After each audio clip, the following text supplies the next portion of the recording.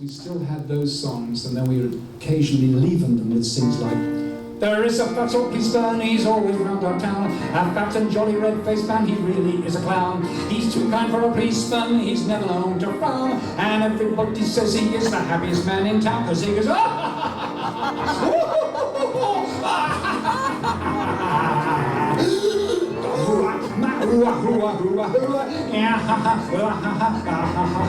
so if you chance to see him when walking round our town, just clap him by his fat old friend, give him half a crown. His jolly face will ripple, he'll burble with delight, and then you'll start him laughing with all his bloody might. Oh, everybody!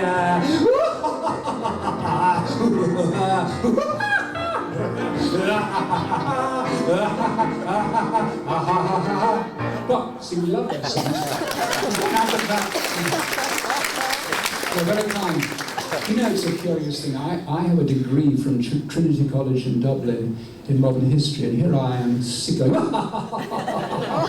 I'd rather do that, I mean, you know, than talk seriously. But in the 1950s, I, like many of my contemporaries, heard rock and roll for the first time. And I loved it. And I always remember the first time I heard Elvis Presley. Do you remember the BBC band Rock and Roll? And you could only hear it on Radio Luxembourg, and it was kind of hard to tune in. And I remember the first time I heard Presley, my father was tuning the radio for me in the car, or wireless I should say, and we were getting all these other stations.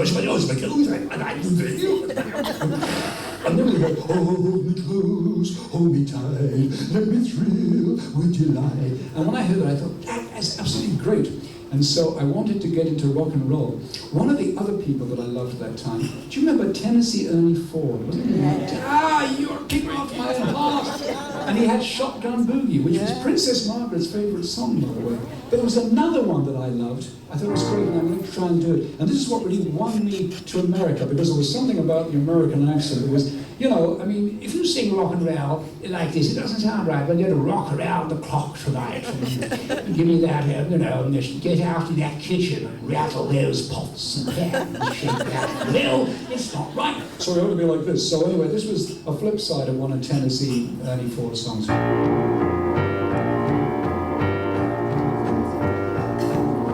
Kiss me big, make me know it.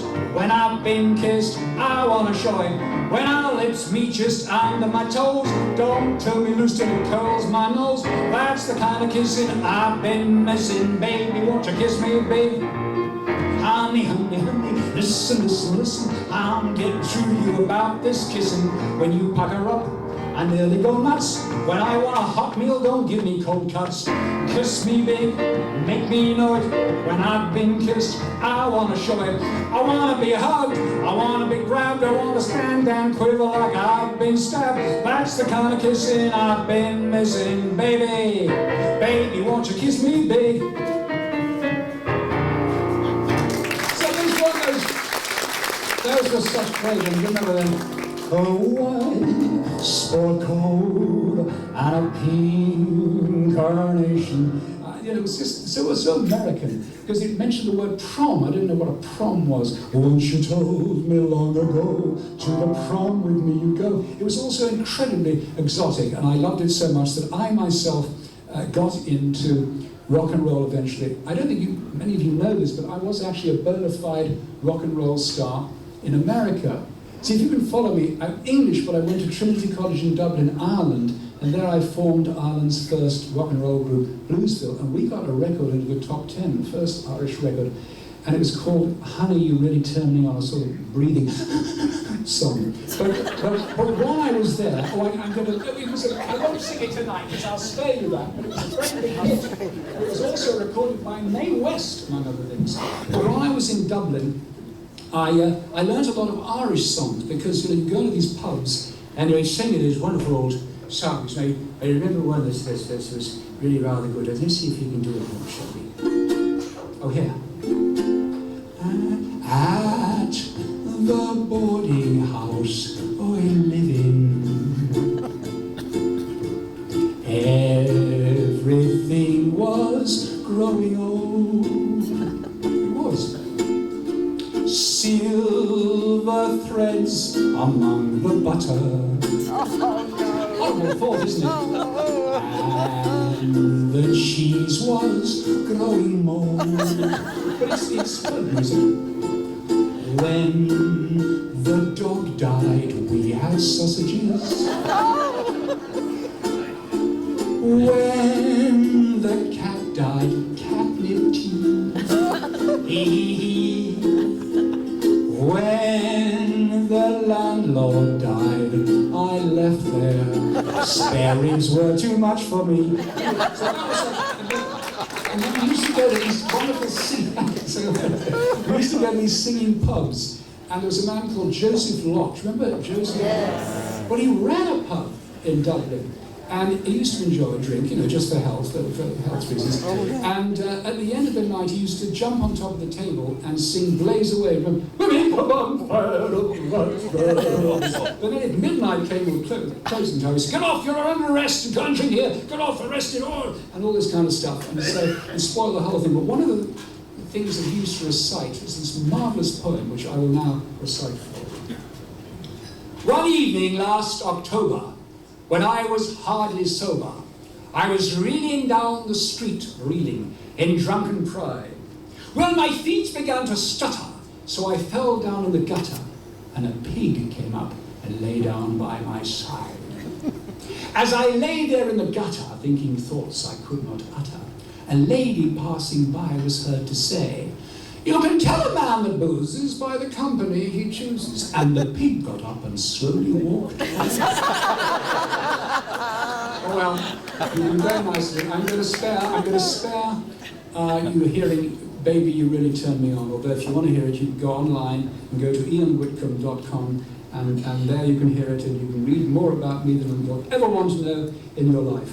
But I've been writing songs, I'm still writing songs. I write songs for movies. Some of you may have seen a film called The Cat's Meow, Peter Bogdanovich film, with Eddie Izzard. I wrote all the songs for that. That's what I do, write songs for films. And here's some of my recent songs, and these have only just been released, and you're the first person to hear me sing these songs live. And I'm going to, if you don't mind, I'm going to sing it to a backing track. But what you're hearing is my actual band from Los Angeles. So here's a little nice ballad that I sing. It's not a funny, I don't think it's a funny song, but I hope you'll enjoy it. It's called Time and Again. Oh, isn't that nice? Time and again, you say you love me. I love the old tunes. Time and again, except it's new, I wrote it. I hope it's true. I put my all at your beck and call, even when I was blue. And baby, you laundered my clothes, my these and my those. You were there for me, my darling, time and again. You picked up the pieces. My wife does that, she's very long-suffering. Time and again, I promised I'd change. I will, darling. But now I realize that your blue eyes told nothing but lies. Time and again, now the clock has to stop. I'm going to take off my scarf, if you mind. It's a nice scarf, isn't it? Look at that. It's Barry Manilow's prayer shawl. Time and again. I'm sorry I have to read the words, but I've only just written it. Right. I put my all at your beck and call, even when I was blue. You laundered my clothes, my these and my those. You were there for me, my darling, time and again. Pieces, a couple of dance steps. What? It's expensive. It was expensive. Well, that was stuff. But now I realize that your blue eyes were nothing but lies. Time and again, now the clock has to stop.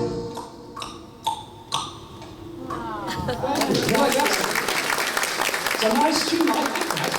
Thank you. Well, this is a song I wrote for Benny Hill years ago, and he wouldn't do it. He said it was unfair to country folk. And so I sing it. And it's called Wurzel Fudge, West Country Song. Now, here is the chorus which I want you to sing.